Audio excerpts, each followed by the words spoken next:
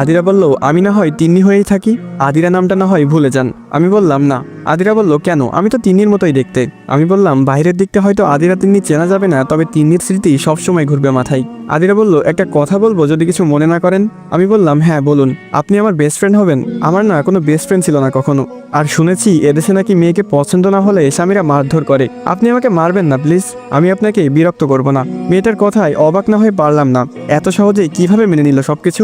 আর স্বামীকে কেউ best friend হতে বলেছে, এটা প্রথমবার শুনলাম। আদিরা বলল, কি হলো, কথা বলছেন না কেন? আমি বললাম, ভাবছি কি করা যায়। আদিরা বলল, দেখুন, আমরা বন্ধু হয়ে থাকলে তো আপনার জন্যই ভালো হবে। আঙ্কেল আন্টি বুঝতেই পারবে না যে আপনি আমাকে মেনে নেননি। আমি বললাম, কালকে জানাবো। আদিরা বলল, আমার ঘুম পাচ্ছে, আমি কি ঘুমাবো? আমি বললাম, ঠিক আছে ঘুমান।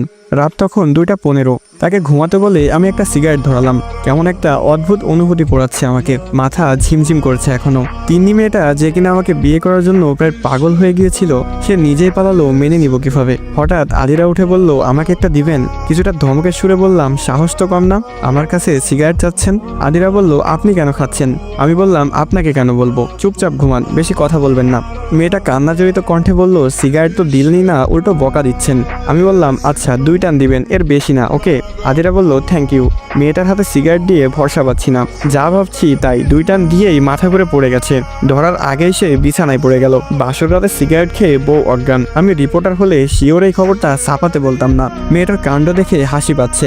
সিগারেটটা তুলতেই দেখলাম সিগারেটের গোড়ায় লিপস্টিক লেগে আছে। টানবো কি টানবো না ভাবার সময় নেই। উড়ছে সিগারেট, উড়ছে ধোয়া। তারপর আর কি, ছন্দ আসছে না। তিন্নির কথা ভাবতে ইচ্ছা হচ্ছে না। এই মেয়েটার মোহে আটকা পড়তে ইচ্ছা হচ্ছে। মেয়েটার দিকে তাকালাম, এত রাতে চাঁদ থাকার কথা না, তবুও বাইরে মস্ত বড় একটা চাঁদ। জানালার পর্দা সরিয়ে দিলাম।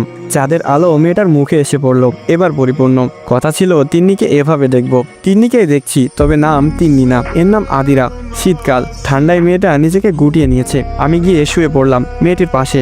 কিছুক্ষণ যেতেই মেয়েটা আমাকে জড়িয়ে ধরলো। তার শরীরের উষ্ণতা আমাকে কিছুটা কামুকি করে তুললেও সেটাকে মাথা থেকে নামিয়ে নিলাম।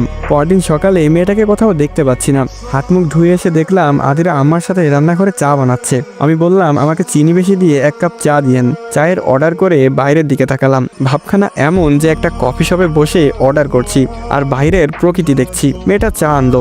না, চা বেশ ভালোই বানায় মেয়েটা। ভেবেছিলাম হয়তো খাওয়া যাবে না, এখন দেখি রোজ খেতে হবে।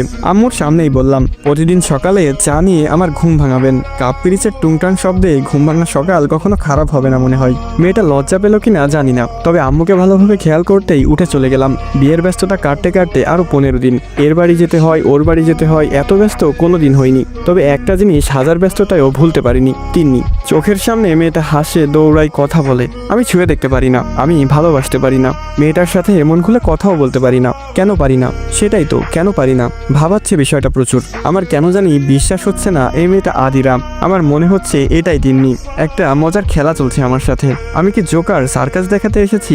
যদি কখনো এটা প্রমাণিত হয় এই মেয়েটাই তিন্নি, তবে মেয়েটাকে এতটা মারবো যে সে প্রায় মারা যাবে আবার বেঁচে ফিরবে।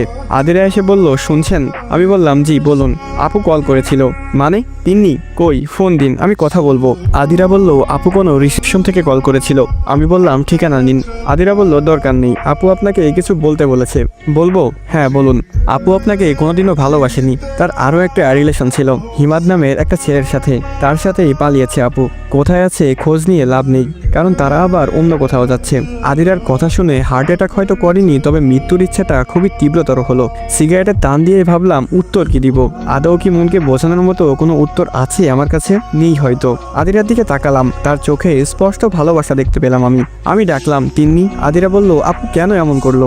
আপনার মতো মানুষকে কষ্ট দিয়ে সে কখনো ভালো থাকতে পারবে না, কখনোই না। আমি আদিরার গালে ঠাস করে 2টা চড় মেরে দিলাম। গালে 4 আঙ্গুলের দাগ পড়ে গেছে। মেয়েটা এবার কেঁদেই ফেললো। আসসালামু আলাইকুম গাইস, কেমন আছেন সবাই? আশা করি সকলে খুবই ভালো আছেন। তো এখানেই শেষ হয়ে যায় বেলিফুল পর্ব 2। গল্পটি কেমন লাগলো অবশ্যই কমেন্ট করে জানাবেন। তো আবারও ফিরবো এই গল্পের পরবর্তী পর্বগুলো নিয়ে। আরেকটা কথা গাইস, আপনাদের যদি এই ভাইয়ের ভিডিওগুলো ভালো লেগে থাকে আর এই গল্পগুলো ভালো লেগে থাকে, তাহলে অবশ্যই চ্যানেলটি সাবস্ক্রাইব করে যাবেন। আর টিকটক ফেসবুক থেকে দেখে থাকলে অবশ্যই ফলো করে দিবেন। আর মন থেকে এই ভাইয়ের ভালোবাসা নেবেন। তো দেখা হচ্ছে অন্য কোনো ভিডিওতে। আজকের মতো এই পর্যন্তই। ভালো থাকবেন, সুস্থ থাকবেন। আল্লাহ হাফেজ গাইস।